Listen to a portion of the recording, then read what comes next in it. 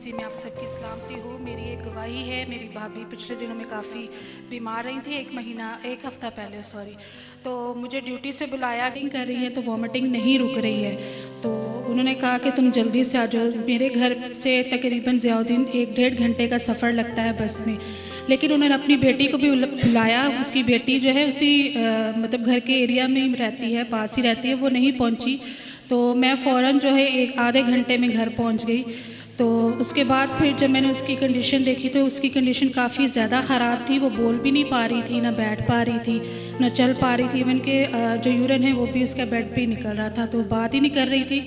और उसकी आवाज़ इतनी थी कि आप अपना कान उसके मतलब मुंह के पास लेके जाएं तो आप सुन सकते थे उसकी आवाज़, इसके अलावा नहीं सुन सकते थे।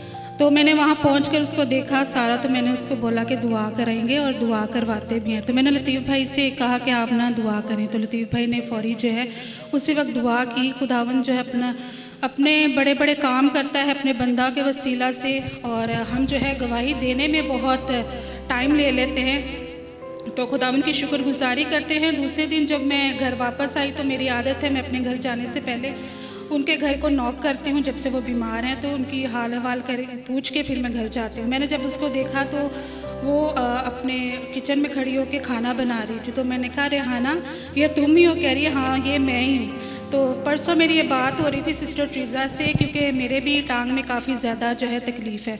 तो मैं उनको ये गवाही दे रही थी और भाई को भी बता रही थी। तो उन्होंने कहा कि आप जो है गवाही ज़रूर देना सामने। तो इसीलिए फिर उनके इनकरेज करने की वजह से मैं सामने आई। तो शायद मैं भी ये गवाही देने में आज भी देर कर देती। तो खुदावंद का नाम जलाल पाए। खुदावंद जो मौज़ात का खुदा है। Hallelujah hallelujah hallelujah, praise God. Hallelujah. इसी तरह मैं एक और गवाही देना चाहूँगी। मेरे पाँव में बहुत ज़्यादा तकलीफ़ थी, तो अभी भी है।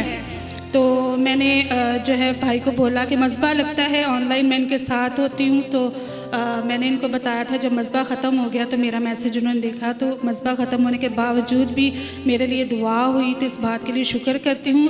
बात ऐसे थी कि मेरे पाँव में इतनी ज़्यादा तकलीफ़ थी, तो भाई ने जब दुआ की तो मेरे अंगूठे से लेके, जो पंजाबी में हम पिन्नियाँ बोलते हैं, ठीक है, पिन्नी तक जो है वो मेरी जो जैसे धागा खींचता है इस तरह मुझे महसूस हुआ। वो धागा इस तरह खींचा है मेरे अंगूठे से और आके वहाँ पर गट्ठा जैसे बन जाता है इस तरह बन गया।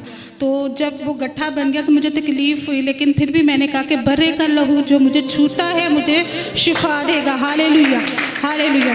तो फिर उसके बाद मैं इतना ज़्यादा रिलैक्स हो गई कि मैं आराम से सोई थी। लेकिन दूसरे दिन फिर दोबारा जो है वो ब्लीस ने मुझे जो है वो पकड़ा, और फिर भी मैं दुआ करती रही। मुझे जाने में आने में बहुत ज़्यादा तकलीफ़ होती है। तो ये है कि आज खुदा ने मुझे शिफा दी है, लेकिन मैं ज़्यादा चल नहीं पाती। तो मुझे जो है कंटिन्यू अपनी दुआओं में याद रखिएगा। Praise God hallelujah.